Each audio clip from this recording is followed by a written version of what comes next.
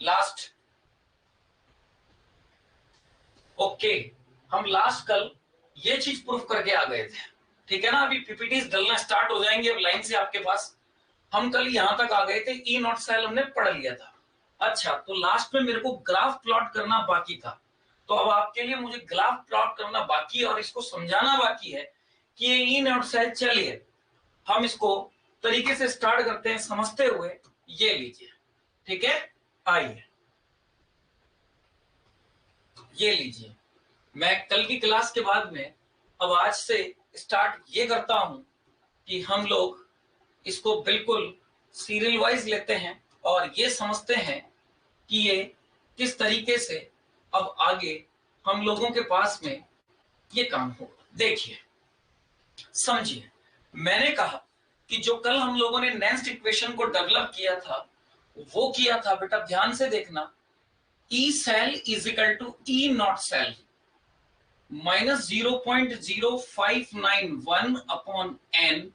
ये मेरे पास में वोल्ट और मेरे पास में थी log concentration of product upon concentration of reactant. ये मेरे पास में एक जर्नल इक्वेशन निकल करके आई थी और इसको मैंने इक्वेशन नंबर 1 कहा था। क्लियर? इसी को हमने इक्वेशन नंबर 1 कहा था। अब बड़ा ध्यान से देखिए, अगर मैं इस इक्वेशन को देखता हूं तो क्या मुझे ये y is equal to minus का mx प्लस सी टाइप की इक्वेशन देखने को मिलती है क्या? ये देखिए, अगर मैं इसको लिख दूं माइनस का mx और ये प्लस का c, तो क्या मुझे एक इक्वेशन देखने को मिल रही है। अब कभी कभी होता क्या है कि इस इक्वेशन के ऊपर जैसे काइनेटिक्स में ग्राफ प्लॉट किए जाते हैं first order, second order, third order की, उसी तरीके से कभी कभी यहां पर भी होता क्या है कि वो ग्राफ प्लॉट करके आप लोगों को दे देते हैं। ठीक है, आ रही है बात समझ में?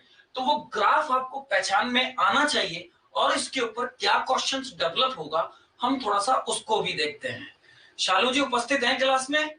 बेटा आज तो क्लास बिल्कुल क्लियर आ रही है ना, कल ब्लर हो रही थी, कल नेट का कनेक्शन का था प्रॉब्लम और आज भी नेट को बिल्कुल क्लियर कराया है, इसीलिए मैं 20 मिनट लेट हुआ हूं। पहले स्टूडियो को पूरा चेक कराया कि कहां प्रॉब्लम आ रही है, उसको उसके बाद ही फिर क्लास लेने के लिए आए हैं। तो आज ऐसी दिक्कत नहीं आनी चाहिए, ठीक है ना।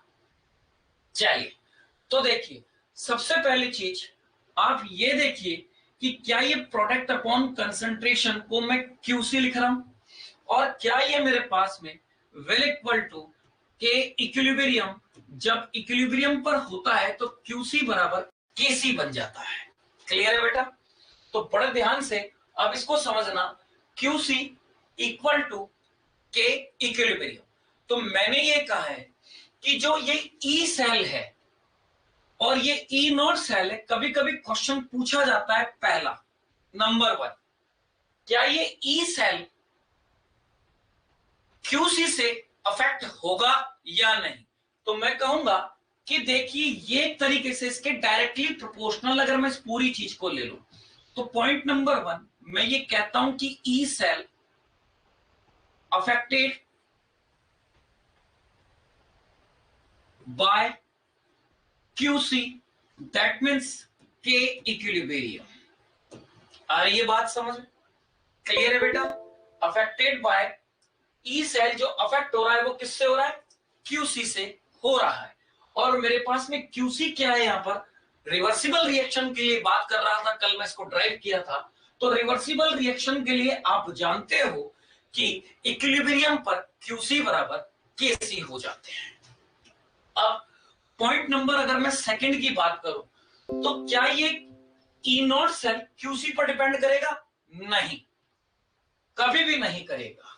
क्यों नहीं करेगा? क्योंकि ये एक इंटरसेक्शन पॉइंट है और ये रिएक्शन का एक पार्ट है। तो जनरली मैं ये कहूंगा E naught cell is not affected by, E naught cell, ये लीजिए, E naught cell is not affected bye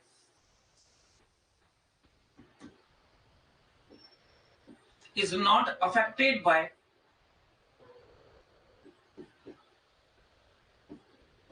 QC. Will equal to E equilibrium. मुद्दा समझ में आया क्या होगा? बड़ा ध्यान से अब देखो, अब मैं इसको पूरा प्रॉपर वे में तुम्हें समझा रहा हूं। ये इक्वेशन थी हमारे पास, और मैंने कहा कि E cell affected by QC और ई नॉट सेल हमारे पास is not affected by QC. अगर इस पूरी इक्वेशन को आप देख रहे हो तो क्या मैं अब यहां पर बड़ी आसानी से एक डायग्राम प्लॉट कर लूं? बड़ा ध्यान से देखिएगा, ये ग्राफ मैं बना रहा हूं, किस किस के बीच में बना रहा हूं? लॉग पी अपॉन, ये लीजिए, log concentration of product upon concentration of reactant के बीच में ग्राफ बना रहा हूं, और मैं यहां पर ई सेल के बीच में ग्राफ बना रहा हूं। ये लीजिए, डन। ई सेल और इसके बीच में मैं ग्राफ प्लॉट कर रहा हूं। तो लुक बेटा, क्या मेरे पास में यहां पर एक इंटरसेक्शन पॉइंट होगा? और y is equal to minus m x plus c का अगर मैं ग्राफ प्लॉट करूं तो यहां पर आता है y, यहां पर आता है x, ये इंटरसेक्शन पॉइंट होता है और ये लाइन, और इसका जो स्लोप होता है, क्लियर है क्या बेटा, वो माइनस m होता है, और ये इंटरसेक्शन पॉइंट c होता है। तो क्या मुझे ऐसा ही ग्राफ यहां देखने को मिलेगा? तो लुक, ये मेरे पास में इंटरसेक्शन पॉइंट है, इसी को मैं कह रहा हूं ई नॉट सेल, और यहां से ये लाइन जा रही है, क्लियर है बेटा। इसका जो मेरे पास में स्लोप है, इसका जो मेरे पास में स्लोप है, वो जो मेरे पास में स्लोप आ रहा है, बड़ा ध्यान से देखिए, माइनस का 0.0591 अपॉन एन आ रहा है। इस ग्राफ से और इस पूरी चीज से सबसे पहले आपको ये चीज समझ में आनी चाहिए कि मैं कहना क्या चाह रहा हूं। ये लीजिए, फर्स्ट ऑफ ऑल कि जो मेरे पास में नेक्स्ट इक्वेशन आई है, उस नेक्स्ट इक्वेशन से इस तरीके से अगर ग्राफ प्लॉट हो, ई सेल के बीच और लॉग पी अपॉन आर के बीच में कंसंट्रेशन वर्सेस प्रोडक्ट के बीच में अगर ग्राफ प्लॉट हो, तो स्लोप मेरे पास में ये आता है। और आप अच्छी तरीके से जानते हो कि जो स्लोप होता है वो बेटा tan थीटा होता है। क्या होता है? tan थीटा होता है, और tan थीटा की वैल्यू मेरे पास में आ रही है माइनस 0.0591 अपॉन एन। और एन क्या है? यहाँ पर इलेक्ट्रॉन कितने ट्रांसफर हुए वो एन है। तो क्या मैं यहां लिख सकता हूं क्या, theta is equal to tan inverse minus 0.0591 upon N. तो अगर मुझसे वो ये पूछ ले कि भाई ये थीटा कितना कंसिडर है, अगर वो मुझे थीटा की वैल्यू दे तो मैं स्लोप निकाल सकता हूं, और स्लोप दे तो क्या मैं थीटा निकाल सकता हूं क्या? इस टाइप के क्वेश्चन वैसे तो सेकंड ग्रेड के लेवल पे नहीं बन सकते, लेकिन बना भी दे तो प्रोबेबिलिटी हमने निकाल ली है कि भाई बनाएगा तो हमें समझ में आ गया। शायद वो इतना ही पूछ सकता है, इससे ज्यादा नहीं, क्योंकि इससे ज्यादा टाइम कंज्यूमिंग क्वेश्चन हो गया और ये मैथमेटिकल पार्ट हो गया है, क्लियर है। तो वो यहाँ पर आपसे टाइम खर्च नहीं करवाएगा। हाँ, इतनी नॉलेज होनी चाहिए कि मेरे पास में ये इस इक्वेशन से ये ग्राफ आएगा। और दूसरी चीज, ई सेल जो है क्या वो इस पर अफेक्ट करेगा? यस करेगा, क्योंकि अगर इस पूरे पार्ट को माना जाए तो E cell is directly proportional हो रहा है क्यूसी के, और जबकि ये इसके कोई डायरेक्टली प्रोपोर्शनल नहीं है, तो E cell affected by Q C. अब इसके ऊपर बेटा लैंग्वेज वाले क्वेश्चन कैसे बनाएगा, ऑब्जेक्टिव कैसे बनेंगे, आइए अब हम डिस्कस करते हैं इस एक जर्नल इक्वेशन को लेते हुए एनोडिक हाफ सेल पर और कैथोडिक हाफ सेल पर किस तरीके से नेक्स्ट इक्वेशन वर्क करेगी, क्या उनका सिस्टम होगा और क्या उससे न्यूमेरिकल्स जनरेट होंगे। आइए स्टार्ट करते हैं हमारा अगला पॉइंट। क्लियर है बेटा? देखिए, मैं आपसे बात कर रहा हूं half cell reaction, half cell, और हाफ सेल में भी पहले कह रहा हूं एनोडिक हाफ सेल। किसकी बात कर रहा हूं मैं? एनोडिक हाफ सेल की। और एनोडिक हाफ सेल पे आप जानते हैं कि प्रोसेस जो होता है वो ऑक्सीडेशन होता है। कैसा होता है? ऑक्सीडेशन। और ऑक्सीडेशन अगर हो रहा है तो क्या मैं कह सकता हूं क्या मेटल मेरे पास में कोई एस है और उस मेटल की स्ट्रिप को मैंने उसी के आयन में डिप किया, जैसे ही मैंने उसको उसके आयन में डिप किया तो M+N एक्वस सॉल्यूशन मिला होगा और यहां से n इलेक्ट्रॉन का रिप्लेसमेंट हुआ होगा। क्लियर है बेटा? आ रही है बात समझ? लुक, अगर अब मैं इसके लिए जर्नल नेक्स्ट इक्वेशन लिखना चाहूं तो क्या मैं यहां लिख सकता हूं क्या? E cell oxidation equal to E naught cell oxidation minus 0.0591 upon N, ये वोल्ट।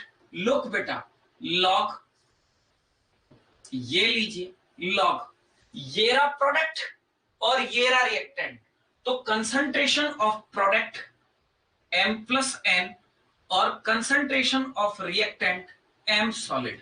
और आप जानते हो कि किसी भी सॉलिड की कंसंट्रेशन को ऑलवेज 1 माना जाता है, तो मैं यहां पर लिख सकता हूं क्या?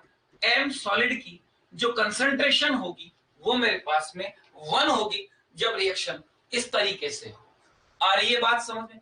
तो क्या मैं यहां पर अब ऑक्सीडेशन प्रोसेस हो रहा है तो इसके ई नॉट को m solid oblique m plus n से शो कर सकता हूं, और इसी तरीके से ई नॉट को भी m solid oblique m plus n से शो कर सकता हूं। क्या मेरी बात समझ में आ गई यहां तक पॉइंट?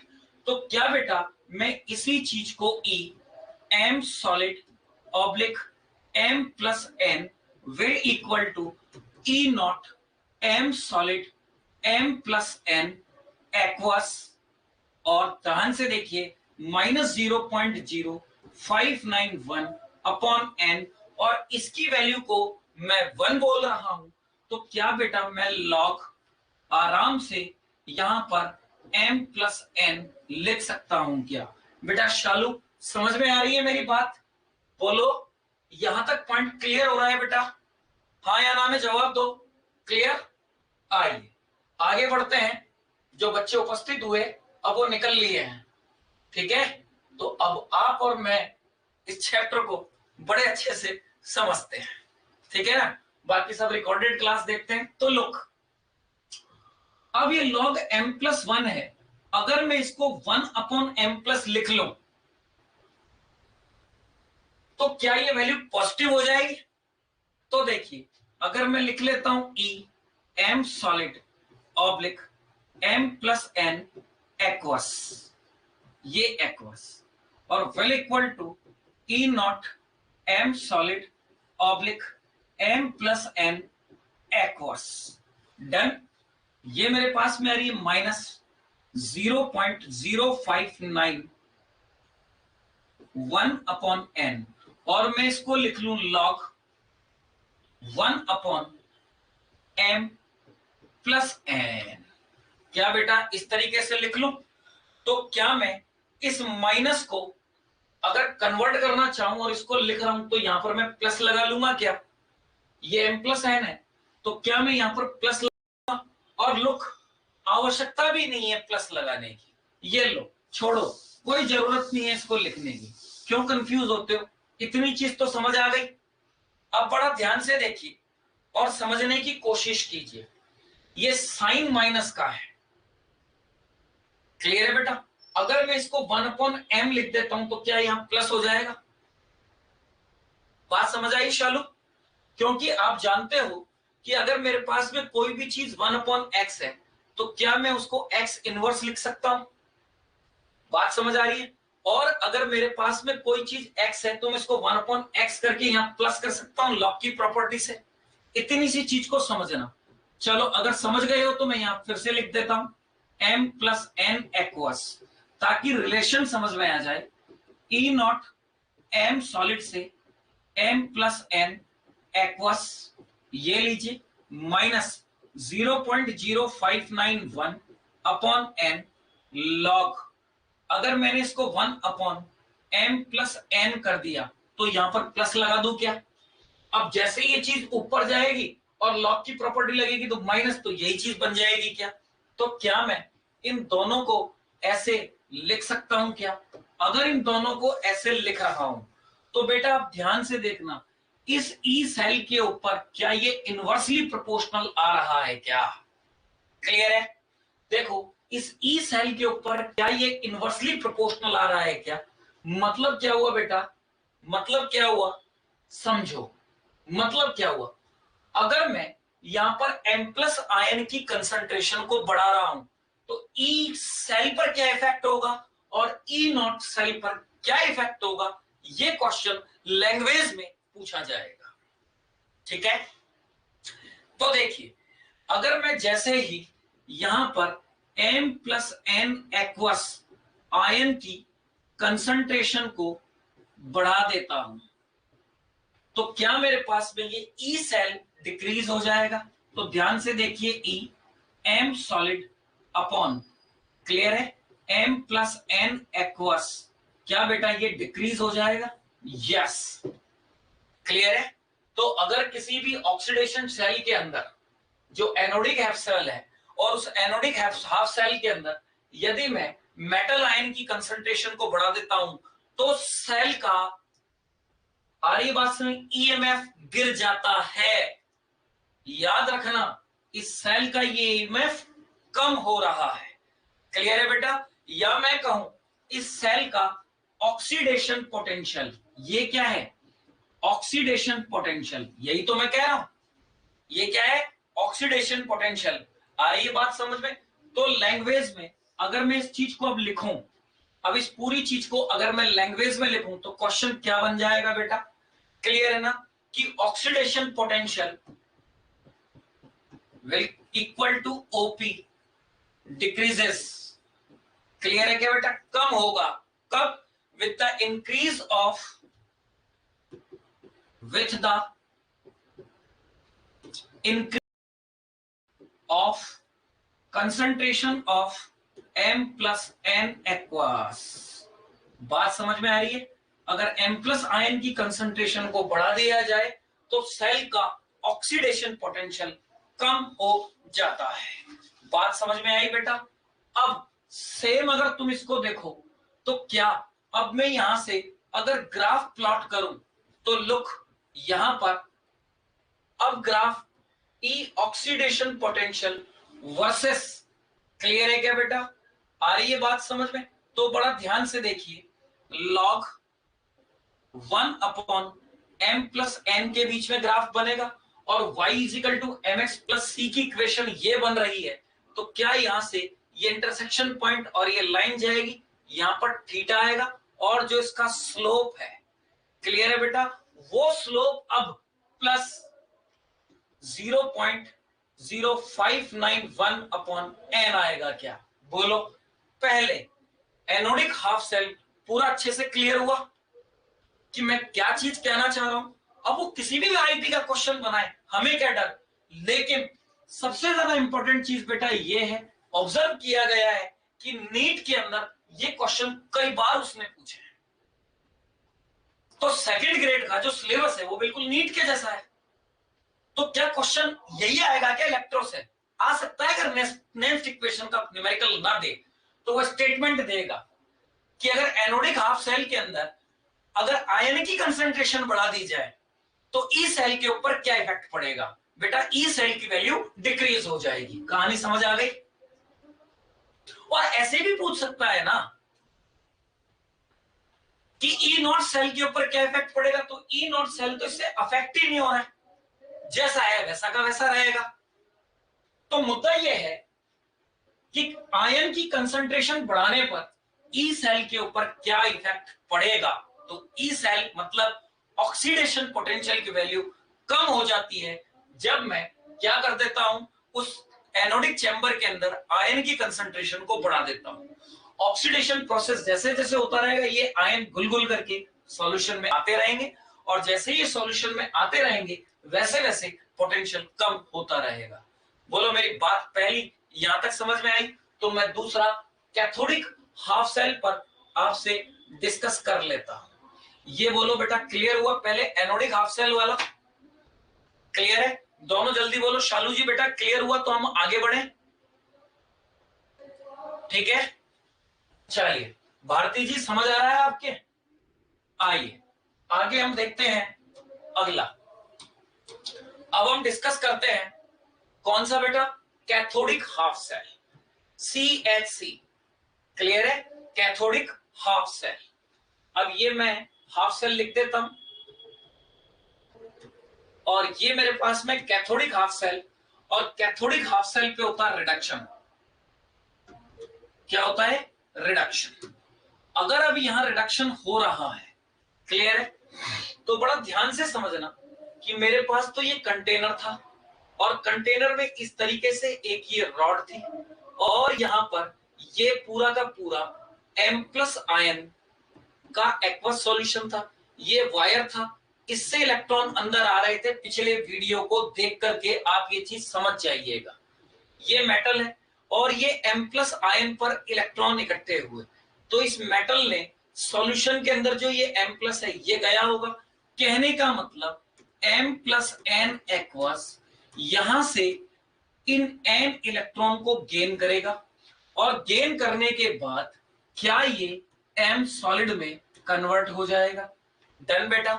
तो अगर मैं इसके लिए पोटेंशियल की बात करूं तो ये रिडक्शन पोटेंशियल होगा, R रिडक्शन पोटेंशियल, और रिडक्शन पोटेंशियल को क्या मैं E M plus N aqueous of M solid से डिनोट करूंगा।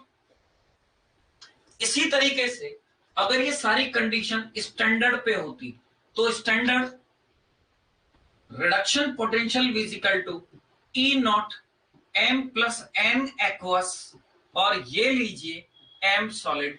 क्या मैं इसको कुछ इस तरीके से रिप्रेजेंटेशन दूंगा?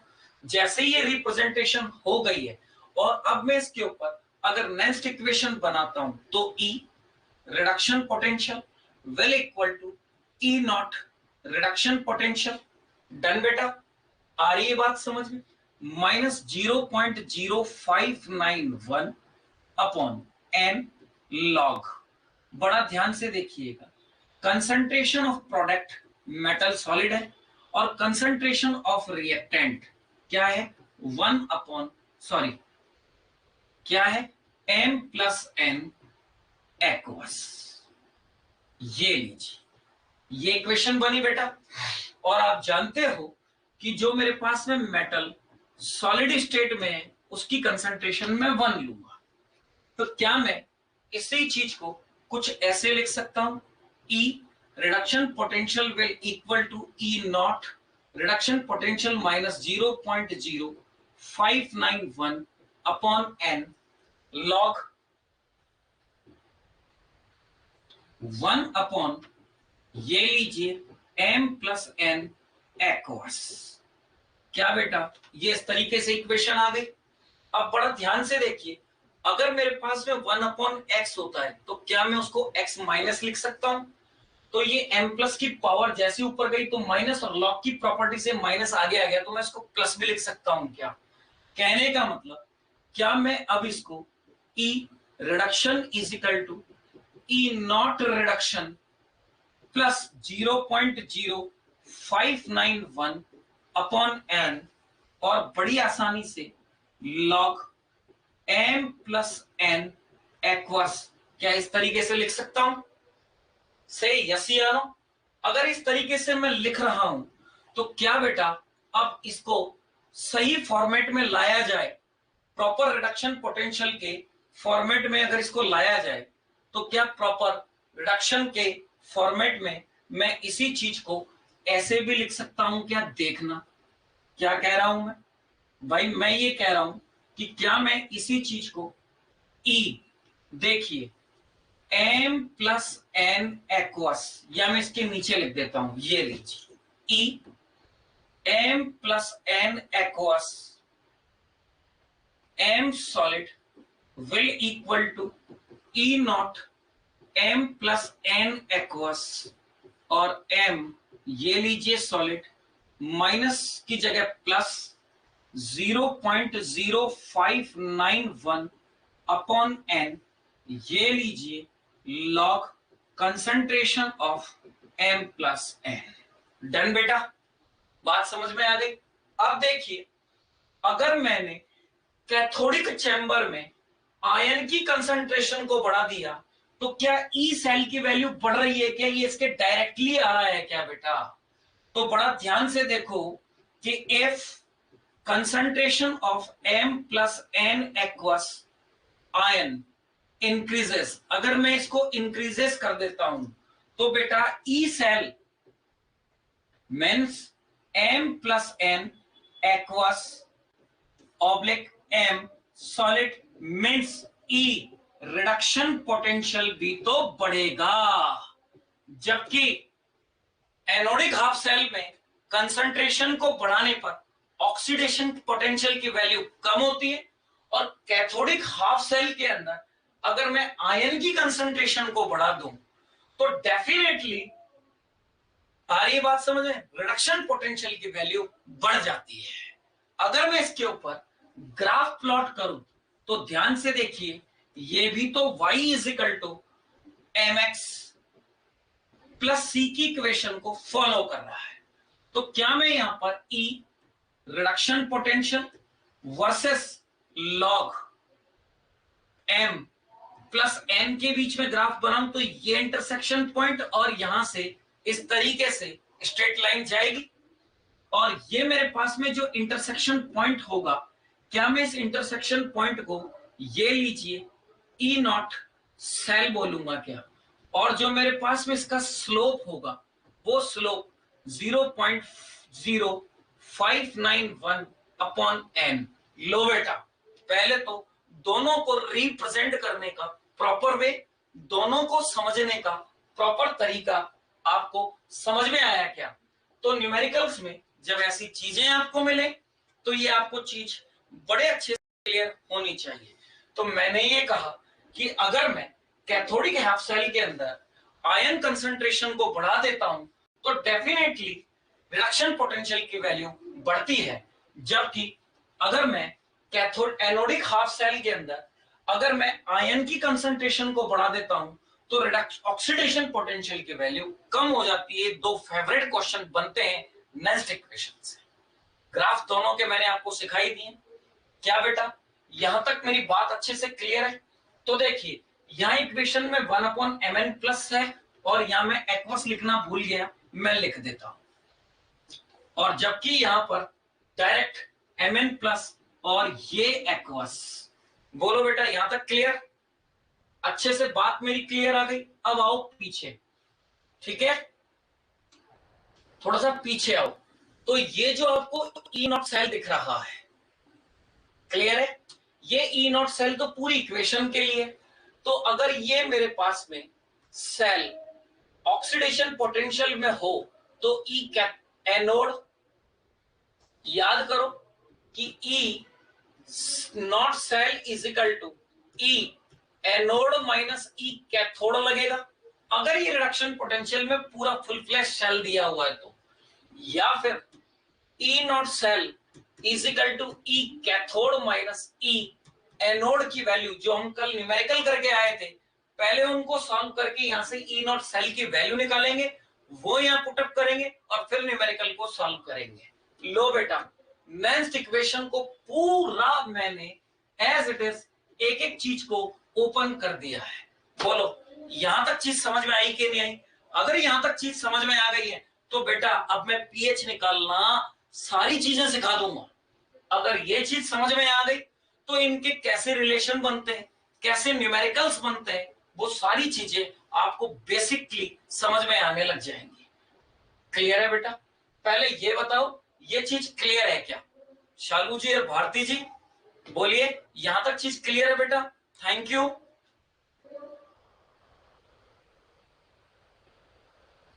ठीक है भारती जी, आपको समझ में आ रहा है?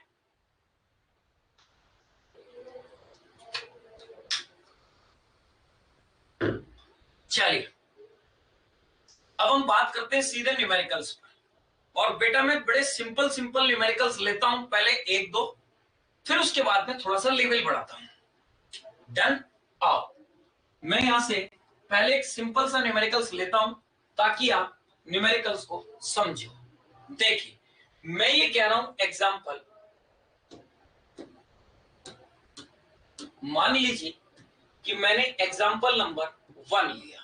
मैं ये कह रहा हूं कि मेरे पास ये Zn सॉलिड से ये Zn +2 कन्वर्ट हो रहा है एक्वस में, और ये 2 इलेक्ट्रॉन्स को लूज कर रहा होगा, नो डाउट कर रहा है, मुझे भी दिख रहा है और आपको भी दिख रहा है, ठीक है। आइए कैसे हो रहा होगा, सेल पूरा मैं पढ़ा के आ चुका हूं, इसलिए बार बार सेल का डायग्राम बनाना उचित नहीं है, आपकी समझ में आ रही होगी। और मैं ये कह देता हूं कि इस Zn की जो कंसंट्रेशन है, आ रही है बात समझ में, उसको मैं कह देता हूं कि 10⁻⁻1 मोलर है। अब बेटा कोई जरूरी है कि मैं 10⁻⁻1 मोलर लिखूं, इसको मैं डेसीमोलर लिख देता, सेंटीमोलर लिख देता, सॉल्यूशन में पूरा पढ़ा दिया है, सेमी मोलर लिख देता, पेंटामोलर लिख देता, तो आपको समझ में आ जाना चाहिए लैंग्वेज से भी, कोई जरूरी नहीं है कि ये लिखा हुआ हो, क्लियर है। और मैं कह रहा हूं कि इस पूरे के दौरान ई नॉट Zn सॉलिड से Zn+2 जो एक्वस मिल रहा है, इसकी वैल्यू आ रही है बात समझ में, कैलकुलेट की गई तो वो मेरे पास में 0.76 वोल्ट प्लस का आई। और मैंने तुम्हें कहा था कि न्यूमेरिकल वैल्यू में फर्क होता है, देखो ये ऑक्सीडेशन पोटेंशियल में लिखी है तो मैंने प्लस लिख दिया, अगर इसी चीज को मैं यहां पर इस तरीके से रिडक्शन पोटेंशियल में लिखता, ई नॉट Zn+2 एक्वस और बेटा Zn लिखता, तो माइनस का 0.76 वोल्ट लगाता। मेरी बात समझ आ रही है, न्यूमेरिकल वैल्यू सेम होती है, फर्क साइन का होता है, हमेशा याद रखना। तो यहां पर मेरे पास में 0.76 है, क्लियर है बेटा, आ रही है बात समझ में। अब इसका मुझे ई सेल कैलकुलेट करना है, क्वेश्चन में ये कहा है कि ई सेल कैलकुलेट करो, और देखो ई नॉट सेल मुझे दिया गया है, मैं लैंग्वेज नहीं बना रहा हूं, डायरेक्ट क्वेश्चन लिख रहा हूं, आप क्वेश्चन को समझिएगा, फिर हम शी के ऊपर चलेंगे, ही को भी समझेंगे, न्यूमेरिकल्स करते हुए सारी चीजों को हम देखेंगे, ये पॉइंट बिल्कुल क्लियर।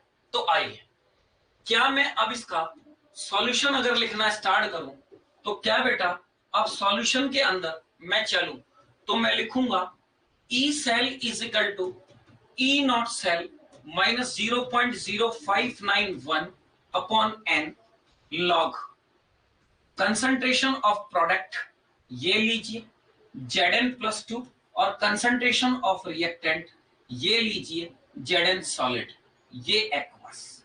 मुद्दा क्लियर है।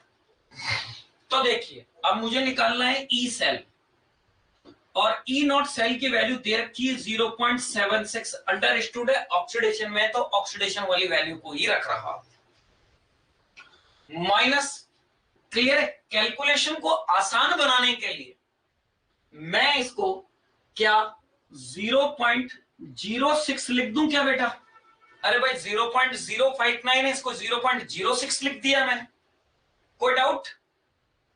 अब 2 इलेक्ट्रॉन का ट्रांसफर हो रहा है, तो क्या n की वैल्यू यहां पर 2 आ गई क्या बेटा, ये देखिए n इजिकल टू 2 आ रहा है, 2 इलेक्ट्रॉन का ट्रांसफर हो रहा है, और बड़ा ध्यान से देखो तो क्या मेरे पास में यही QC भी है क्या, QC तो लिखते हैं, तो लॉग, और तुम जानते हो कि सॉलिड की कंसंट्रेशन ऑलवेज 1 हो जाती है, तो जिंक सॉलिड इसकी कंसंट्रेशन 1 हो गई, तो क्या मेरे पास अब Zn+2 की कंसंट्रेशन 10⁻⁻1 क्वेश्चन में गिवन है क्या बेटा, हाँ या ना।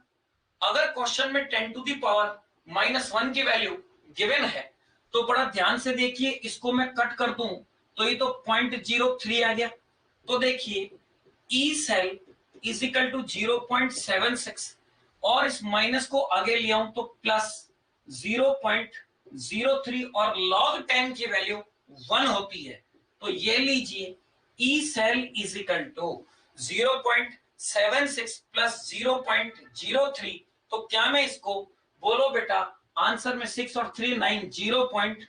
क्लियर है, 79 वोल्ट आंसर दे सकता हूं क्या, बोलो मेरे पास में ई सेल आ गया, ये लीजिए ई सेल आ गया। अब जैसे ही मेरे पास में ई सेल आया है, ई सेल आ गया, तो क्या बेटा अब मैं यहां से delta G is equal to minus का एन एफ ई सेल, यही तो फार्मूला होता है, क्लियर है? और delta G is equal to minus का NF ई नॉट सेल होता है। तो ये निकालना आसान था, लेकिन डेल्टा जी निकालना आसान नहीं था। डेल्टा जी के लिए पहले मुझे ई सेल निकालना था, इसीलिए नेक्स्ट इक्वेशन लगाई। जबकि यहां पर ई नॉट सेल की वैल्यू तो उसने दे रखी है, तो delta G naught is equal to minus का 2F इंटू ये लो 0.76। यहां से तो ये आंसर आ गया था। लेकिन बेटा ध्यान रखना जी नॉट और जी में डिफरेंस, क्योंकि यहां पर ई सेल है। तो अब delta G is equal to minus का 2F इंटू ये रही वैल्यू 0.79। डन बेटा? हाँ या ना? क्लियर हुआ? बोलो, मुद्दा समझ में आया? चलिए, ये दोनों क्वेश्चन अब आपको समझ में आ गए होंगे कि सिस्टम का यूजफुल वर्क, इतनी एनर्जी उसमें कम होगी तो वो यूजफुल वर्क देगा। इसको मल्टीप्लाई करा करके फैराडे में आप आंसर दे सकते हैं। मैं समझता हूं यहां तक मैथमेटिकल कैलकुलेशन आप कर लेंगे। मुद्दा मेरा अब समझो, मैं कहना क्या चाह रहा हूं, सुनना बड़े आराम से। अब देखो बेटा, ये 10 टू दी पावर -1 और ये Zn, तो जैसे ही मैंने इसकी कंसंट्रेशन को बढ़ाया, कौन सा किया है मैंने? Oxidation potential. तो ई सेल के ऊपर क्या इफेक्ट आएगा? ई सेल की जो वैल्यू है मेरे पास में, वो कम होगी या ज्यादा होगी? आपको क्वेश्चन से पता लग रहा होगा। वो 0.76 थी, ये 0.769। क्लियर है क्या? ये देखो, अभी मैंने आपको पीछे यही तो चीज कराई है कि अगर मेरे पास में एनोडिक हाफ सेल हो और मैं कंसंट्रेशन को बढ़ा रहा हूं तो रिडक्शन पोटेंशियल की वैल्यू कम होती है और ऑक्सीडेशन पोटेंशियल की वैल्यू कम हो जाती है। क्लियर है? तो बड़ा ध्यान से, यही चीज तो यहां पर प्रूफ हुई है, जिसको आप बड़ी आसानी से समझ गए होंगे। बोलो बेटा, क्लियर है? तो देखो, जैसे ही मैंने इस कंसंट्रेशन को बढ़ाया, माइनस का साइन था, तो ये कम होगी या बढ़ेगी? इसी चीज को तो देखना था। तो इस कंसंट्रेशन को अगर मैं क्या कर रहा हूं, कम कर रहा हूं, तो ई नॉट सेल की वैल्यू बढ़नी चाहिए थी। तो देखो, यहां से ई सेल की वैल्यू बढ़ी है। तो लॉजिकली जो स्टेटमेंट पूछता है, वो स्टेटमेंट ऐसे भी प्रूफ करवा सकता है। ठीक है?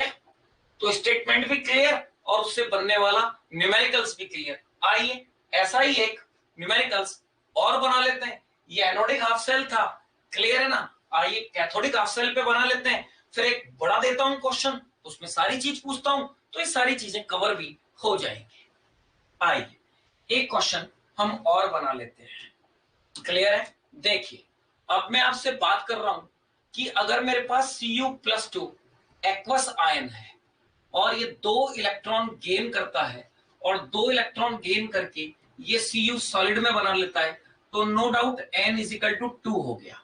और इसका अगर QC निकालूं तो क्या 1/Cu+2 आयन आएगा क्या?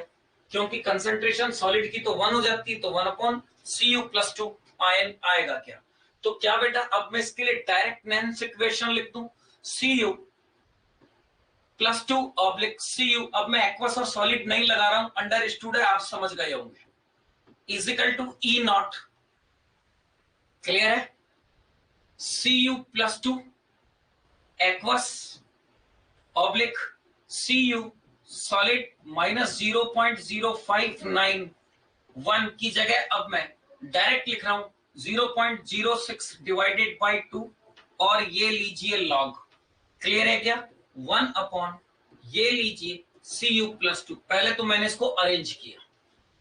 क्लियर है? ये लीजिए क्वेश्चन नंबर 2, ये एग्जांपल नंबर 2 ले रहा हूं। अब मैं आपको कह देता हूं यहां पर कुछ इस तरीके से कि ई नॉट Cu+2 से जो Cu की वैल्यू होती है वो प्लस का 0.34 वोल्ट होती है। कितनी होती है? 0.34 वोल्ट। और जनरली अगर मैं यहां पर कॉपर आयन है, इस कॉपर आयन की कंसंट्रेशन को सपोज कर लीजिए कि 0.01 ले लो, 0.01 m ले लो, ये लीजिए 0.01 m। अगर मैंने कंसंट्रेशन ले ली और यहाँ पर अगर अब मैं सारी वैल्यूज को पुट अप करूं तो क्या मैं बड़ी आसानी से अब इस क्वेश्चन को सॉल्व कर सकता हूं। तो लुक बेटा, इसकी ये रही प्लस का 0.34 वोल्ट, क्लियर है बेटा। अब यहाँ पर ये मेरे पास में 10 टू द पावर -2 है, ये रहा 0.1। अगर मैं इसको ऊपर लेके चला जाऊं तो ये इनवर्स में और ये प्लस बन जाएगा। ये लीजिए, इस 2 से इसको काट दूं तो 0.03, और क्या मैं यहाँ पर log 10 टू द पावर -2 लिख सकता हूं क्या? डन बेटा, ये क्यू 10 टू द पावर -2 थी यहाँ पर, और ये इनवर्स गया तो मैंने इसको प्लस कर दिया और ये 10 टू द पावर -2 आ गया। ये न्यूमेरिकल्स तो आने चाहिए। अब बड़ा ध्यान से देखो, ये 0.34 और इस माइनस को आगे लाया तो 2 इंटू 0.3, ये लीजिए log 10, और यू नो वेरी वेल कि log 10 की वैल्यू हमेशा 1 होती है। तो ये लीजिए 0.34 माइनस का 0.6, log 10 की वैल्यू 1, और अगर मैं इसको कम कर दूं तो देखिए E C U plus 2 oblique C U की 0.34 में से अगर मैं 0.6 कर देता हूं तो 34 में से 6 गया तो 28, तो क्या मैं 0.28 वोल्ट आंसर लिख दूंगा क्या? बोलो, मुद्दा समझ आ गया? कैसे मैंने इस न्यूमेरिकल को सॉल्व किया? छोटा सा न्यूमेरिकल था, आसान था, ठीक है। इस तरीके से ही न्यूमेरिकल आएंगे बेटा, इससे ज्यादा डीप न्यूमेरिकल्स नहीं आएगा। अब समझो, अगर मुझे डेल्टा जी निकालना होता तो माइनस का 2 इंटू एफ, फॉर्मूला क्या होता? Delta G is equal to minus का एनएफ ई सेल, और ई सेल की वैल्यू क्या मेरे पास 0.28 है, तो मल्टीप्लाइड बाय 0.28 सॉल्व कर लेना, आंसर आ जाएगा। इसी तरीके से अगर डेल्टा जी नॉट निकालना होता तो माइनस का 2f इंटू फैराडे हो गया, और ई नॉट सेल की वैल्यू ये रही 0.34 वोल्ट। लो बेटा, ये दोनों भी क्लियर है क्या? बोलो, समझ आ गया? तो फिर मैं आगे बढ़ूं। अब थोड़े अच्छे न्यूमेरिकल लेते हैं। ये तो एक कैथोड पर, एक एनोड पर मैंने आपको समझा दिया। अब थोड़ा सा हम अच्छा न्यूमेरिकल्स लेते हैं, और वो अच्छा न्यूमेरिकल्स क्या है, आइए हम इस चीज को थोड़ा सा देख लेते हैं कि वो अच्छा न्यूमेरिकल्स मैं आपके लिए क्या लूं। एक पूरी इक्वेशन को जनरेट करता हूं और आपसे सारी चीज निकलवाता हूं, ताकि पीछे का जो कल का 2 दिन की क्लास का था वो भी रिवाइज हो जाए और ये सारी चीज पकड़ में भी आ जाए। मैं कहता हूं calculate EMF of the cell. ये लीजिए, एग्जाम्पल नंबर 3 दे रहा हूं, calculate EMF of the cell, और मैं सेल रिएक्शन आपको देता हूं कि निकिल सॉलिड से ये मेरे पास में निकिल +2 एक्वस में कन्वर्ट होता है, और यहां पर मैं आपको इसकी कंसंट्रेशन दे देता हूं 0.01 m। ये लीजिए, ये मैं सॉल्ट ब्रिज लगा देता हूं, और इसके साथ में मैं आपको कह देता हूं कि ये मेरे पास में Ag+, ये लीजिए एक्वस में, यहां पर इसकी कुछ कंसंट्रेशन देता हूं, और ये Ag सॉलिड में है। क्लियर है बेटा? और यहां पर मैं आपको इसकी कंसंट्रेशन मैं मान लीजिए कि 0.1 m दे देता हूं, ठीक है बेटा। और अब इस क्वेश्चन के अंदर मैं आपसे कैलकुलेट करवा रहा हूं पहला तो EMF। कहने का मतलब मैं आपसे सबसे पहले ई सेल कैलकुलेट करवा रहा हूं, उसके बाद में ई नॉट सेल कैलकुलेट करवाऊंगा। इस चीज के लिए मैं आपको यहाँ पर ई नॉट Ni+2 से Ni निकल की वैल्यू दे रहा हूं, आ रही है बात समझ में? और यहाँ पर ई नॉट Ag+ से Ag की वैल्यू दे रहा हूं, स्टैंडर्ड वैल्यू मैं आपको दे रहा हूं, और ये स्टैंडर्ड वैल्यू मेरे पास में है। देखिए सिल्वर की तो 0.80 वोल्ट होती है, और निकिल की हमेशा माइनस में आती है तो -0.24 वोल्ट। अब ये वैल्यू कैसे निकालते हैं ये भी मैं आप लोगों को सिखाऊंगा। अभी जैसे मैं शी पढ़ा दूंगा तो ये वैल्यू कैसे कैलकुलेट की जाती है, और इसी से ही डेवलपमेंट होता है इलेक्ट्रोकेमिकल सीरीज का, जो कि किताबों में एक बड़ी सारी टेबल होती है इलेक्ट्रोकेमिकल सीरीज, और वो मैं टिप्स पे याद करा दूंगा, ठीक है। उसको कैसे याद करते हैं, ये लीजिए, ये क्वेश्चन मुझे पूरा दिया गया है, क्वेश्चन आपको दिख रहा होगा। सबसे पहली चीज ईएमएफ निकालना है अपने को, और ईएमएफ निकालने के बाद में मैं और धीरे धीरे इस क्वेश्चन को बढ़ाता रहूंगा। क्लियर है बेटा? तो सबसे पहली चीज नोटिस करो, जो डाटा मुझे दिया गया है कौन कौन सा, निकल का और सिल्वर का। चेक करो ये रिडक्शन पोटेंशियल में है या ऑक्सीडेशन पोटेंशियल में है। चेक करके बताओ मुझे शालू जी, ये रिडक्शन पोटेंशियल में है या ऑक्सीडेशन पोटेंशियल में है? जल्दी, ये रिडक्शन पोटेंशियल में है या ऑक्सीडेशन पोटेंशियल में है? फुर्ती से बेटा, टाइम खराब मत करो। रिडक्शन का मतलब आर टाइप कर दो, ऑक्सीडेशन का मतलब ओ टाइप कर दो, जो भी आता है। ये रिडक्शन में है या ऑक्सीडेशन में?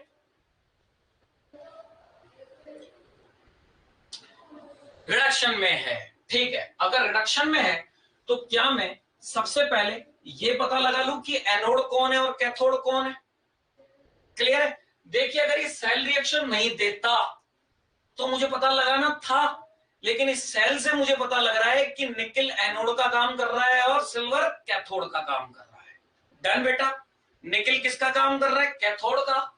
और ये निकल तो काम कर रहा है एनोड का और ये सिल्वर काम कर रहा है कैथोड का।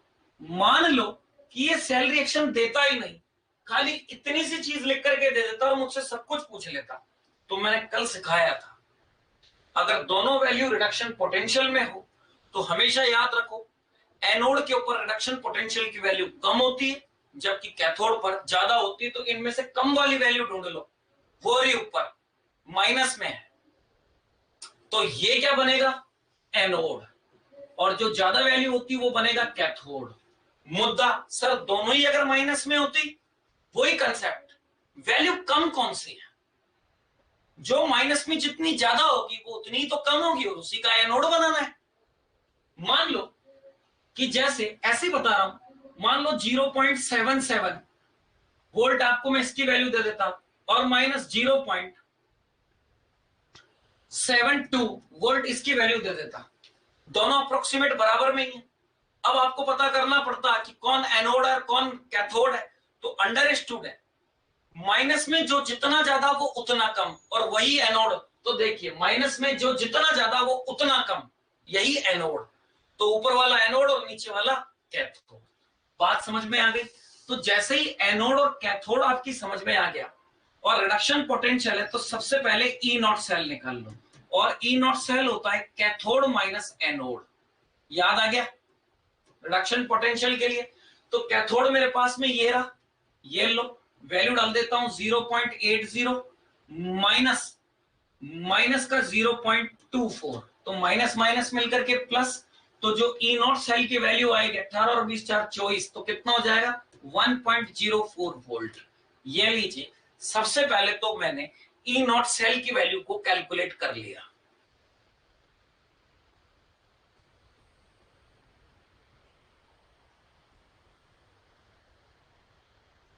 क्या लिखा है बेटा भारती जी आपने? सर ये निकल लेफ्ट साइड में भी तो है, हाँ तभी तो अपन ने एनोड बनाया है, लेफ्ट साइड में है तभी तो एनोड बनाया है। क्लियर है क्या? और वो कैथोड, लेकिन जो वैल्यू जो मैंने दी है आपको रिडक्शन पोटेंशियल में दी है, तो क्वेश्चन रिडक्शन पोटेंशियल से ही तो सॉल्व होगा। कल का वीडियो देखना, इसीलिए लेफ्ट राइट का मैंने सारा चक्कर समझा रखा है 2 वीडियो के अंदर, उन वीडियो को देखना, तब जाकर के न्यूमेरिकल्स अच्छे से क्लियर होते हैं और इनमें कोई मिस्टेक नहीं होती है। तो एक बार वो वीडियो वॉच कर लेना। फिर भी कोई प्रॉब्लम आती है तो चैट बॉक्स के अंदर कभी भी ऑफलाइन जब आप ये ऐप खोलोगे तो सेकंड ग्रेड का जो आपका है उसमें चैट में क्वेश्चन डाल देना, मैं सॉल्व कर दूंगा और आपको भेज दूंगा। अन्यथा रेगुलर क्लास चली रही है, कभी भी पूछ लेना। चलिए, मुद्दा क्लियर हुआ। अब जैसे ही ए नॉट सेल आ गया तो मैं क्यों दूसरी चीजें निकालू? सबसे पहले तो डेल्टा जी माइनस का NF, E naught cell calculate कर लेता हूं।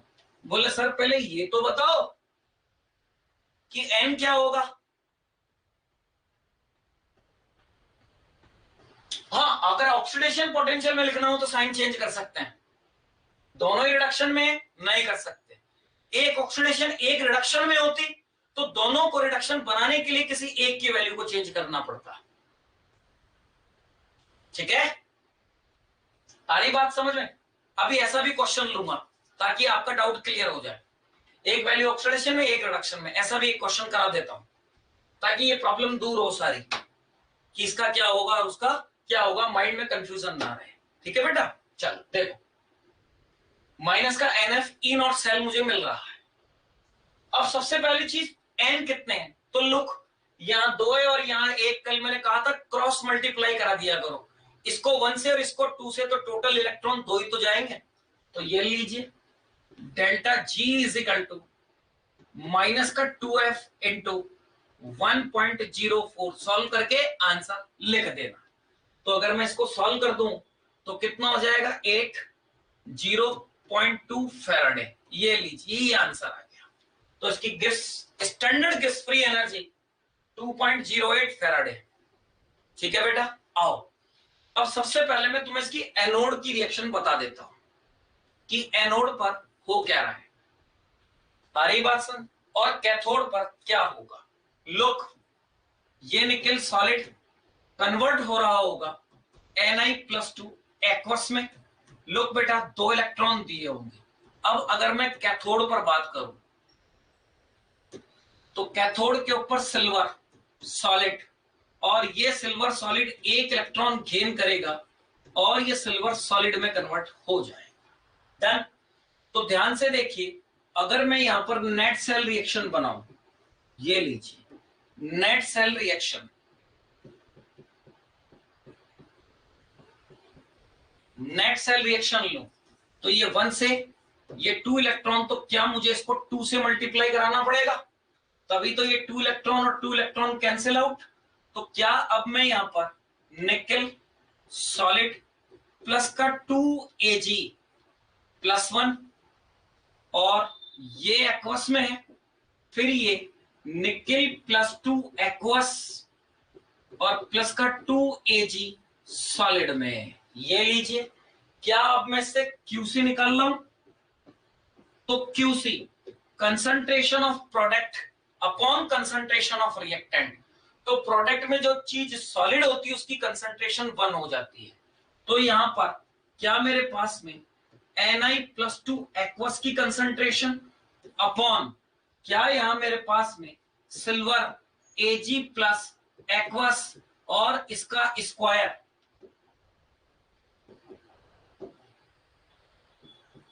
ये एक्वस और क्या इसका स्क्वायर, क्योंकि इसके स्टोइचियोमेट्रिक कोफिशिएंट की वैल्यू 2 है, तो वो ऊपर चला गया क्या बेटा, बोलो। तो यहां से इसका QC भी निकल करके आ गया, ये लीजिए।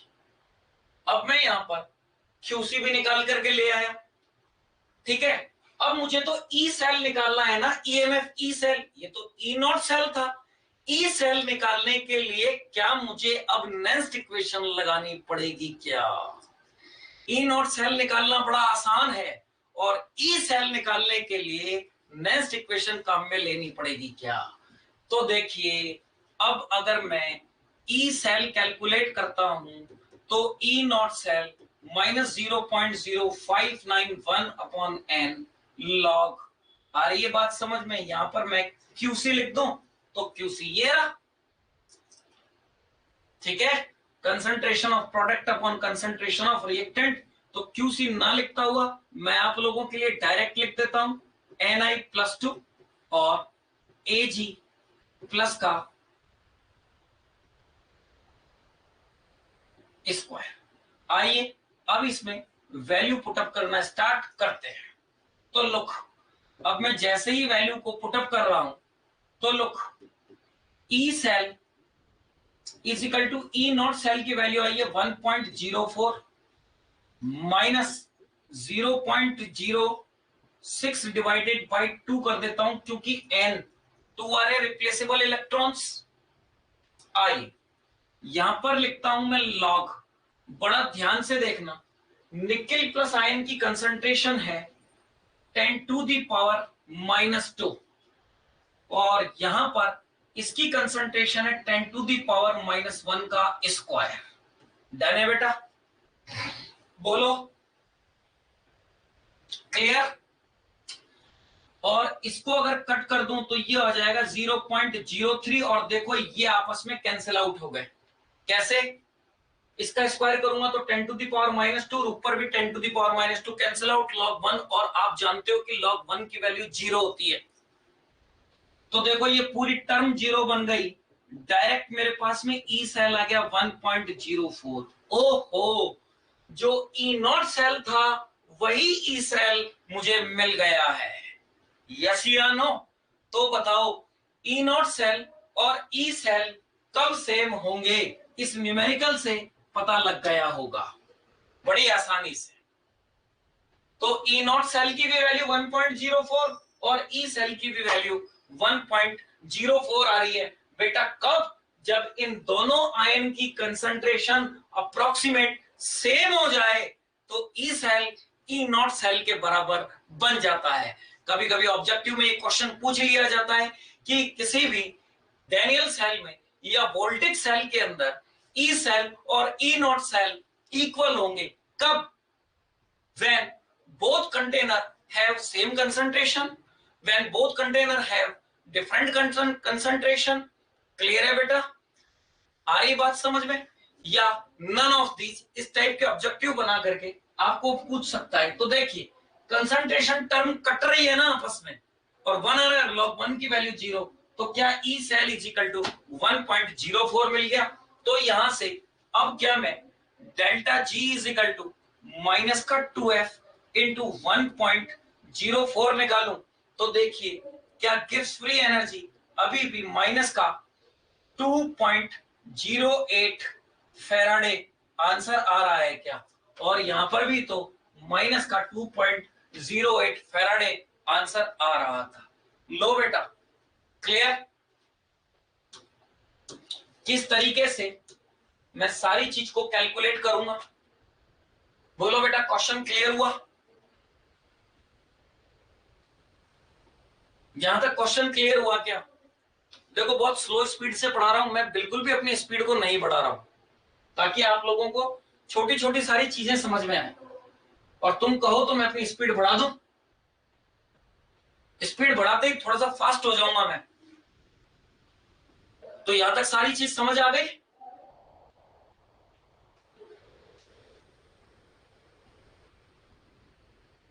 चलिए आइए एक आध छोटे छोटे न्यूमेरिकल्स और करते हैं, और उन न्यूमेरिकल्स के जरिए मैं आपको कुछ नई चीजें और डेवलप करा देता हूं।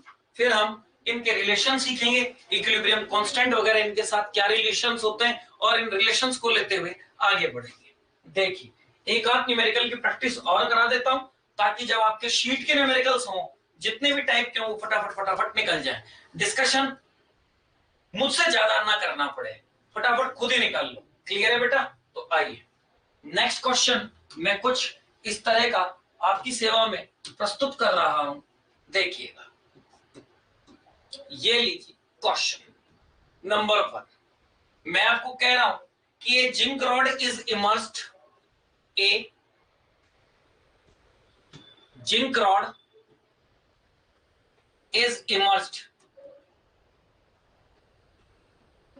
इमर्स्ड मतलब डुबो देना, इन ए 0.1 m ZnSO4 सॉल्यूशन। मैंने एक जिंक की रॉड को ली और 0.1 m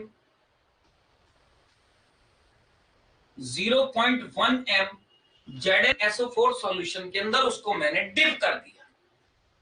कब बेटा? एक particular temperature, room temperature at 298 kelvin temperature, at 298 kelvin temperature. मेरी बात समझ में आ रही? क्लियर है ना? और अब मैं कह रहा हूं कि ये जो ZnSO4 है इस पर ध्यान देना, क्वेश्चन कैसे बनाएगा।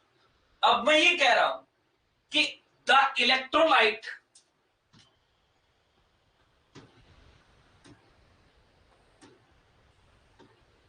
is 95% ionized, 95% ionized। बड़ा ध्यान से देखना, ये क्वेश्चन सॉल्यूशन का है तरीके से। तो अब तुम्हें वांट ऑफ फैक्टर निकालना पड़ेगा। अगर मैं यही क्वेश्चन सॉल्यूशन में दे देता, मेल्टिंग पॉइंट बॉइलिंग पॉइंट पूछ लेता, तो यही वॉन्ट ऑफ फैक्टर निकाल करके सॉल्व करते। हाँ या ना? अब उसी चीज को मैं इलेक्ट्रो में लेके आ रहा हूं। तो देखिए, एक जिंक की रॉड को मैं इमर्स कर रहा हूं किसमें? जिंक सल्फेट के सॉल्यूशन में। कहां पर? 298 केल्विन टेम्परेचर के ऊपर। और मैं कह रहा हूं कि द इलेक्ट्रोलाइट इज 95% आयोनाइज्ड। जो जिंक सल्फेट है मेरे पास में वो आयोनाइज्ड हुआ। तो calculate the electrode potential of zinc electrode. तो मैं क्या कह रहा हूं? कैलकुलेट द इलेक्ट्रोड potential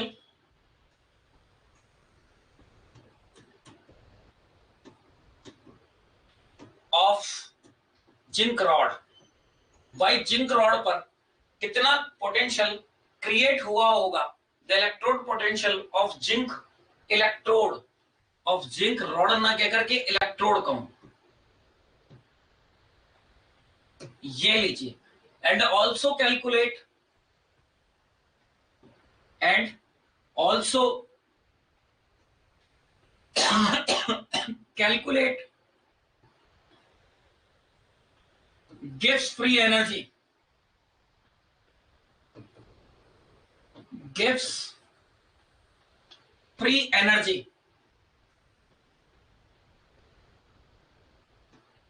लो बेटा, पहले बोलो क्वेश्चन समझ में आ गया क्या? ये सॉल्यूशन मैंने क्या किया, एक कंटेनर लिया ऐसा, इसमें इस तरीके से जिंक की रॉड को डाल दिया। ये जिंक की मेरे पास में रॉड है, और इसके अंदर जो मैंने सॉल्यूशन फिल कर रखा है,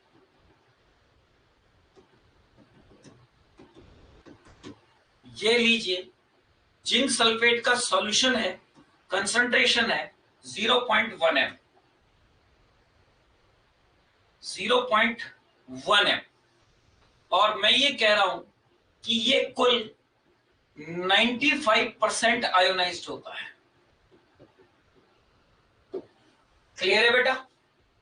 अब इस क्वेश्चन के अंदर मुझे इस बात का जिक्र कहीं पे भी नहीं है कि ये है क्या चीज, बस वो मुझे क्वेश्चन में ये कह देता है कि E0 Zn+2 से जो Zn है उसकी वैल्यू आ रही है माइनस का 0.76 वोल्ट। कितनी आ रही है? माइनस का 0.76 वोल्ट। तो क्या मैं इसी से देख करके ये पता लगा लूं कि क्वेश्चन रिडक्शन पोटेंशियल में ही सॉल्व करना है, क्योंकि वैल्यू रिडक्शन पोटेंशियल में दी गई है। यस या नो? ऑक्सीडेशन में देता तो मैं सारा दिमाग ऑक्सीडेशन में लगाता, इसने रिडक्शन में दिया है इसलिए सारा दिमाग रिडक्शन में लगा। बात समझ आ गई? तो 101% इस सॉल्यूशन से Zn+2 आयन इससे टकरा रहे होंगे। कहने का मतलब Zn+2 एक्वस आयन तुरंत इस प्लेट पर पड़े हुए इलेक्ट्रॉन को गेन कर रहा होगा, और गेन करके Zn सॉलिड में कन्वर्ट हो रहा होगा। इसीलिए शायद ये वैल्यू मुझे क्वेश्चन में गिवन दी गई है। जैसे ही ये वैल्यू मुझे क्वेश्चन में गिवन दे दी, तो क्या बेटा, सबसे पहले अब मेरे पास में फंडामेंटली ये पता लगाना होगा कि 95% आयोनाइज्ड हो रहा होगा, तो total concentration of Zn ion कितनी होगी। तो लुक, समझिए मैं क्या कहना चाह रहा हूं कि कंसंट्रेशन ऑफ Zn+2 आयन जो मेरे पास में होगी, मोलरिटी है 0.1 मल्टीप्लाइड बाय, क्या मैं यहां पर 95/100 लिखूंगा क्या? बोलो ये कैसे आ गया? कंसंट्रेशन क्या होती है? मोल्स पर लीटर, और वो कितना परसेंट आयोनाइज्ड हो रहा है, मैंने उसके साथ में उसको सबसे पहले सॉल्व कर लिया। तो नो डाउट कि अगर मैं इसको पॉइंट को हटाऊं तो नीचे 1000 हो जाएगा, और इसको सॉल्व करूं तो क्या मेरे पास में ये वैल्यू 0.095 मोल पर लीटर आएगी क्या? 0.095 मोल पर लीटर क्या इस Zn आयन की कंसंट्रेशन सबसे पहले आएगी क्या? ये मैंने इलेक्ट्रोड रिएक्शन लिख दी, तो लगानी क्या है? Next equation. तो आओ नेक्स्ट इक्वेशन लगा देते हैं।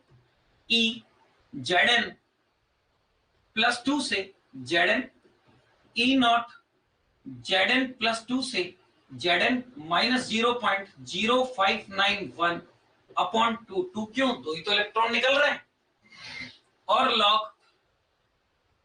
1 अपॉन Zn प्लस 2 लिखूंगा क्या?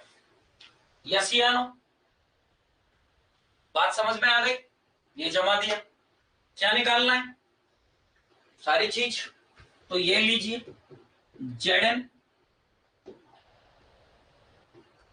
Plus 2 oblique Zn is equal to, इसकी वैल्यू दे रखी है माइनस का 0.76, और माइनस इस वाली चीज को मैं 0.06 डिवाइडेड बाई 2 कर लेता हूं, और यहां लॉग, देखो अब क्या मुझे कहीं कंसंट्रेशन दी है? यस, Zn की कंसंट्रेशन कितनी है?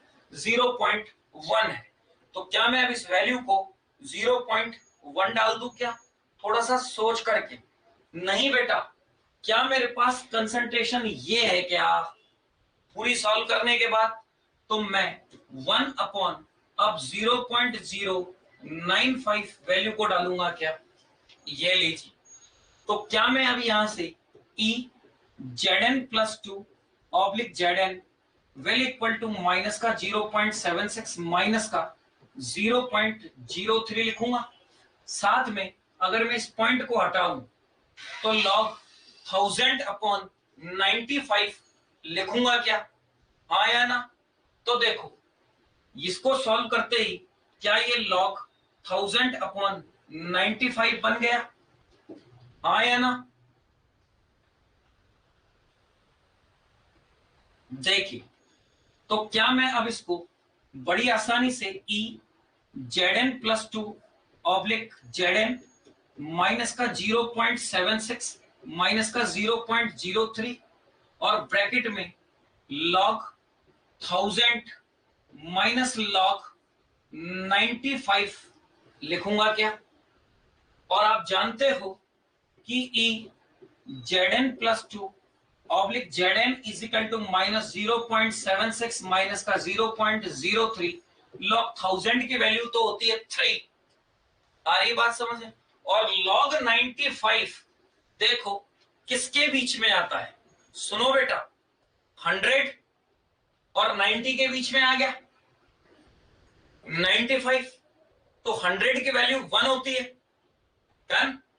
आ रही है बात समझ में? लॉग 100 की वैल्यू 2 होती है, सॉरी, क्योंकि 10 की वैल्यू 1 होती है तो 100 की वैल्यू 2 होती है। देखो जब लॉग समझ में नहीं आ रहा और अपने से निकाला नहीं जा रहा हो और अपने को कोई फार्मूला नहीं आता तो फिर जुगाड़ लगाते हैं, और जुगाड़ लगानी तो इंडियंस की आदत है और हम इंडियंस हैं। तो मेरे को ये मालूम है कि भाई लॉग 100 की वैल्यू 2 होती है तो 95 की वैल्यू 2 से कम आएगी, ये तय है। क्लियर है क्या? तो 2 से कम माइनस 1.9 लिख दूं क्या मैं? मेरा काम हो गया। यस या नो? और चलो बढ़ा के लिखूं तो कोई दिक्कत नहीं, आगे 7788 कुछ भी लगा दो जो तुम्हारी मर्जी हो। ये लो आ गया। तो अब देखो क्या मेरे पास में ये माइनस के अंदर सारी चीज, और मैं अगर इसको कम कर दूं तो ये लीजिए माइनस का 0.76 माइनस का 0.03 और अंदर 1.9 इसमें से कम कर दूं, अप्रोक्सीमेट 3 में से 1.9 को मैं कम कर रहा हूं, तो क्या मेरे पास में वैल्यू, ठीक है ना, 1 पॉइंट, बेटा कितनी आएगी एक बार कैलकुलेट करना।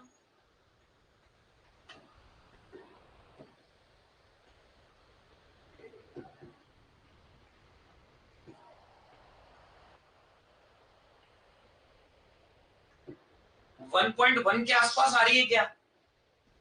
एक बार वैल्यू कैलकुलेट करके बताओ तो। 1.1 के आसपास समथिंग यही आ रही होगी। चलिए, अरे भाई 2 कम कर दिया ना तो 1 आता, और कम कर रहा हूं तो 1.1 के आसपास वैल्यू आएगी। बात समझ में आ रही है? इसको 0.3 से मल्टीप्लाई अब आप लोगों को कराना है और अपना आंसर देना है।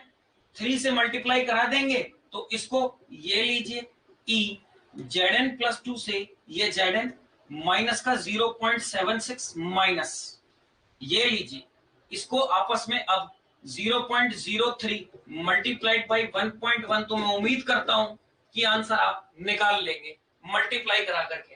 हाँ 1.31 और 1.31 में से 0.76 को आप लेस कर दो तो जो भी आंसर आ रहा होगा वो आ जाएगा। देखिए एक बार फाइनल आंसर बोल ही दो ना। जब न्यूमेरिकल कर लिया तो इसको अपन, अरे ये क्या हुआ,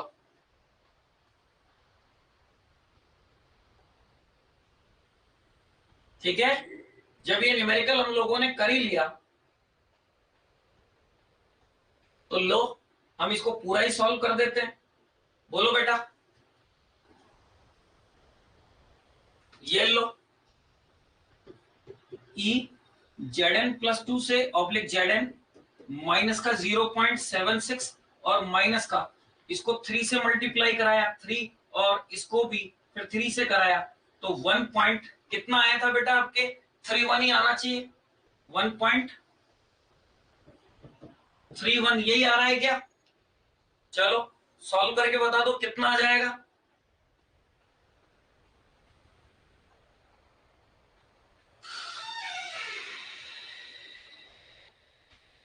जो भी आंसर आ रहा होगा क्या वो यहां पर पता लग जाएगा कि कितना आंसर आएगा?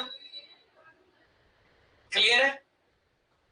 जो भी आंसर आ रहा हो बेटा चेक कर लीजिएगा और आंसर लिख लीजिएगा। मैथमेटिकल कैलकुलेशन मुझसे हो सकती है एट द टाइम अभी, तो इसलिए आप सॉल्व करके लिख लीजिएगा, ठीक है। 0.86, हाँ ये लीजिए। तो Zn+2 से Zn मैं आपके अकॉर्डिंग लिख रहा हूं 0.869 वोल्ट आंसर, ये लीजिए। लो भारती जी, क्या बेटा आप न्यूमेरिकल समझ में आने लग गए यहां तक अच्छे से? कोई डाउट, किसी भी तरह का कोई डाउट? अब यहां से बड़ी आसानी से आप डेल्टा जी माइनस का NF ई सेल कैलकुलेट कर सकते हैं। तो delta G is equal to minus का N और F कितना है ये लीजिए N2F मल्टीप्लाइड बाई आपने निकाला है 0.869 वोल्ट, ये लीजिए ये आंसर। क्लियर? Any doubt?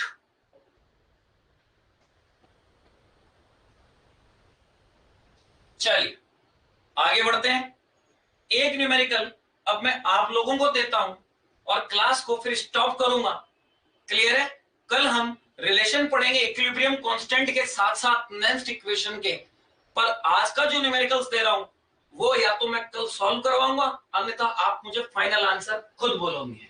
ये लीजिए न्यूमेरिकल लिखिए, मैं न्यूमेरिकल्स आप लोगों को दे रहा हूं। ये क्वेश्चन नंबर 2 न्यूमेरिकल्स क्या है? Calculate the EMF of the cell, calculate EMF of the cell. किसी सेल का आपको ईएमएफ निकालना है, आ रही है बात समझ? What will be the effect on EMF, और साथ साथ क्या कह रहा हूं, what will be the effect, आ रही बात समझ? What will be the effect of concentration, पीछे बताया था ना, तो मैं बोलूंगा वही what will be the effect on EMF of concentration. Concentration के कारण EMF सेल के विद्युत वाहक बल पर क्या प्रभाव पड़ेगा? आ रही बात समझ में? क्लियर है क्या बेटा? ऑफ कंसंट्रेशन ऑफ Mg+2, खुद कह रहा हूं Mg+2 इज लोवर्ड, कितना कम कर दिया मैंने इसकी कंसंट्रेशन को? आ रही बात समझ में? 0.01, कितनी? 0.01 m कंसंट्रेशन को कम कर दिया। तो अब आप पहचानोगे कैसे न्यूमेरिकल्स को? आइए इसके लिए मैं आपको एक इक्वेशन बना करके दे देता हूं।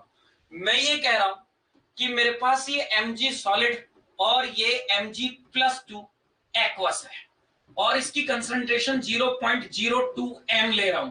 तो देखो मैंने कम कर दिया इससे कितना, 0.1 m, इतनी मैंने कम कर दी है। क्लियर है बेटा?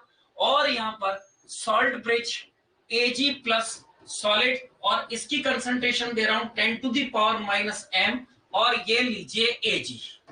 डन, ये Ag, ये लीजिए सॉलिड। अब आपको ईएमएफ कैलकुलेट करना है, कैलकुलेट ईएमएफ, ये तो मैं पूछ ही रहा हूं साथ साथ के अंदर। अब आपको जो कैलकुलेट करना है, पहला नंबर ईएमएफ, दूसरा नंबर नेट सेल रिएक्शन लिखनी है, तीसरा नंबर डेल्टा जी भी बताना है, डेल्टा जी नॉट भी बताना है, चौथा नंबर इंडिविजुअल क्यूसी निकाल करके बताना है अलग से। क्लियर है? और क्वेश्चन में ये कि एमजी के ऊपर क्या इफेक्ट पड़ेगा, तो आज की क्लास में मैंने बताया कि कंसंट्रेशन बढ़ा दूंगा तो ई सेल पर क्या इफेक्ट होगा, कंसंट्रेशन घटा दूंगा तो ई सेल के ऊपर क्या इफेक्ट होगा। जब आप इस पूरे क्वेश्चन को करेंगे तो लास्ट में फाइनल ये सारी चीजें आपको पता लग जाएंगी कि कंसंट्रेशन पर जाने पर क्या इफेक्ट होगा। क्लियर है बेटा? तो मैं उम्मीद करता हूं कि ये क्वेश्चन पूरा आप कल की क्लास में मुझे बताएंगे। लॉग में कोई प्रॉपर्टीज में दिक्कत आती है तो आप पूछ लीजिएगा। बाकी मैं इस बात की उम्मीद अच्छी तरीके से रखता हूं कि आज की क्लास का आपको समझ आया होगा और आप इस न्यूमेरिकल को सॉल्व करेंगे। अन्यथा कल की क्लास में मैं आते ही पहले इस न्यूमेरिकल को सॉल्व करूंगा और आगे बढ़ूंगा। ठीक है क्या बेटा? कल संडे है, कोई जरूरी नहीं है छुट्टी हो, आप लोगों ने ट्रेंड बना रखा है छुट्टी का, ठीक है ना? अपनी पहले इतनी छुट्टियां हो चुकी है तो कोई जरूरी नहीं कि मैं छुट्टी लूं। अगर मैं क्लास में आता हूं तो 1 घंटे पहले मैं आपको मैसेज डाल दूंगा, क्योंकि मेरी आईआईटी जैम की क्लास है सुबह। जैसे ही मैं फ्री होता हूं तुरंत मैं आपको मैसेज डाल दूंगा 1 घंटा पहले कि हाँ बेटा मैं क्लास लूंगा। तो फिर लंबी क्लास लेंगे, 2.5-3 घंटे की लंबी क्लास लेंगे ताकि कवर हो सारी चीजें। यहां तक बोलो बात समझ में आ गई? तो क्या मैं आज की क्लास को यहीं विराम दूं और कल के लिए हम आगे बढ़ते हैं। So thank you so much, मिलते हैं बेटा कल की क्लास में। और देख लीजिएगा, इसको कॉपी कर लीजिएगा। हाँ जरूर से बेटा नोटिफिकेशन